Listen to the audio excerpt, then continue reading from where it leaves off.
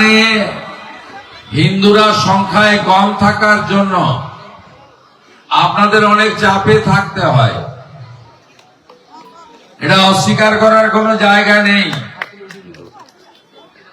এখানে হিন্দু বলেই দেবব্রত মাইতিকে খুন হতে হয়েছে 2021 সালে।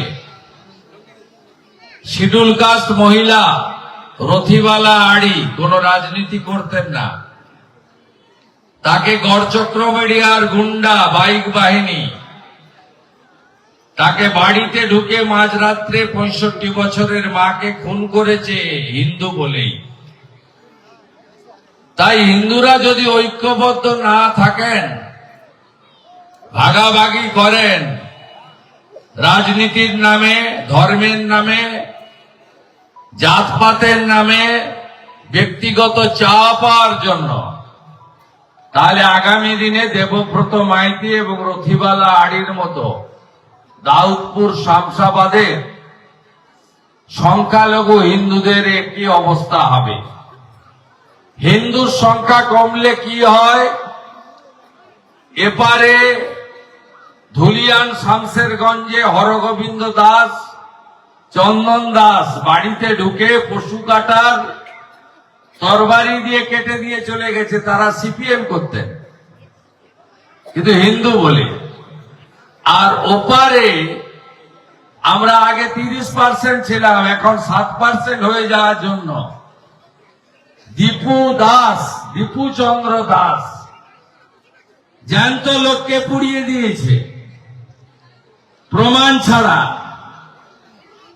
আমরা অন্য ধর্মকে শ্রদ্ধা করি, কিন্তু হিন্দুরা যদি ঐক্যবদ্ধ না থাকেন, আপনাদের উপরেও এই জামাত মানসিকতা সম্পন্ন কিছু গুন্ডা একই জিনিস করবে।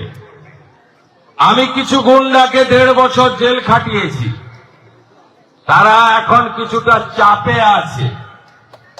তারা অপেক্ষা করছে এপ্রিল মাসের পরে আবার তাণ্ডব করবে। আপনাদের এক থাকার আবেদন করব। আর এখন ওই গুন্ডাদের বদলে পুলিশকে দিয়ে হিন্দু বিরোধী কাজ করানো হচ্ছে। কুলপিতে দক্ষিণ 24 পরগনায় বজরংবলীর মাথাটা কেটে নেওয়া হয়েছিল। ঘটনা সত্যি, সবাই জানে। এখানকার হিন্দু সমাজ প্রত্যেক হিন্দু গ্রামে ওই ছবিটা টাঙিয়েছিল।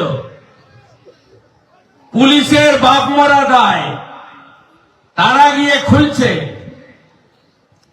তেকালি ফাঁড়ির এক অফিসার, নাম তার লুৎফর রহমান, সে বজরংবলীর উপরে পা দিয়ে মারাচ্ছে।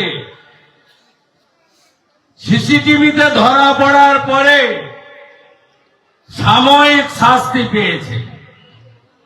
আবার আরেকটা মুকুল মল্লিক, সে ভেকুটিয়ায় গিয়ে শিডিউল কাস্ট বোন গৌরাঙ্গ ঘোড়ার স্ত্রী, তার বাচ্চাকে, বাচ্চা 2.5 বছরের বাচ্চার উপরে আক্রমণ।